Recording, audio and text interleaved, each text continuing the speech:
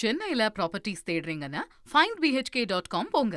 Matching ப்ராப்பர்ட்டிஸை AI உங்களுக்கு suggest பண்ணும். திரு RS Bharathi அவர்கள் இணைந்திருக்கிறார். திமுகவுடைய அமைப்பு செயலாளர், முன்னாள் நாடாளுமன்ற உறுப்பினர். திரு RS பாரதி, இந்த அட்டவணை திமுகவுக்கு சாதகமாக பார்க்குறீங்களா? நீங்கள் ரெடியாகவே இருந்திருப்பீங்க இந்த தேர்தல் நாளுக்கு. பட் இந்த அட்டவணையை பற்றின உங்கள் பார்வைகள் என்ன? எந்த அட்டவணை பற்றி நாங்கள் கவலைப்படுறதில்லை. தேர்தலுக்கு நாங்கள் ஏற்கனவே தயார் நிலையில் தான் இருந்தோம். இப்போ அறிவிக்கப்பட்டு விட்டது. மதசார்பற்ற முற்போக்கு கூட்டணி சார்பில் இந்த தேர்தலை எதிர்கொண்டு மகத்தான வெற்றி பெறுவதற்கு எல்லா வேலைகளும் செய்து கொண்டிருக்கிறோம். இந்த கூட்டணியிலும் ஒட்டுமொத்தமாக எல்லாமே வேலையில் இறங்கியாச்சு. அதனால தேர்தல் அறிவிப்பை நாங்கள் அவளோடு எதிர்பார்த்துருந்தோம். அறிவிப்பு வந்து விட்டது. களத்தில் இறங்கி பணியாற்றி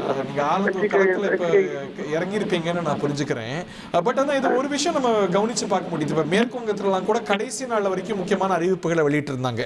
கடந்த தேர்தலில் கூட இந்த தேர்தல் அறிவிப்பு வர்றதுக்கு அந்த கடைசி க்ஷணம் வரைக்கும் அறிவிப்பு வந்துட்டு இருந்தது. பட் ஆனால் இன்னைக்கு லாஸ்ட் மினிட்ல நீங்க எந்த அறிவிப்பும் வெளியிடலையே. இது சைன் ஆஃப் கான்ஃபிடன்ஸா எப்படி பார்க்க? இது நாங்கள் தான் ரொம்ப ஒரு 6 மாதத்துக்கு முன்னாடி நாங்கள் ப்ரிப்பேர் ஆகிட்டோம் எலெக்ஷனுக்கு. ஜனங்க எங்கள் பக்கம் இருக்கிறாங்க. எல்லாத்தையும் பார்த்துக்கிட்டு அவங்க பொதுமக்களை பார்த்துக்கிட்டு எங்களுடைய பரப்புரையெல்லாம் ஆரம்பிச்சிருச்சு. அதனால அறிவிப்புகள் எந்தெந்த செய்யணுமோ எல்லாம் பரப்பு முடிச்சு போச்சு. எந்தெந்த செய்யணுமோ எல்லாம் செஞ்சுட்டாரு. ஜனங்க மூலம் தயாராக இருக்காங்க எலெக்ஷன் ஃபேஸ் பண்ணாங்க. ஆரம்பிச்சிட்டீங்களா? ஆல்ரெடி களத்துக்கு போக ஆரம்பிச்சிட்டீங்களா?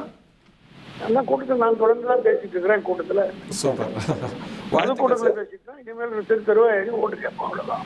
வாழ்த்துக்கள் sir. Wishing you very well. சென்னையில ப்ராப்பர்ட்டிஸ் தேடுறீங்கன்னா findbhk.com போங்க. மேட்சிங் ப்ராப்பர்ட்டிஸை AI உங்களுக்கு சஜஸ்ட் பண்ணும்.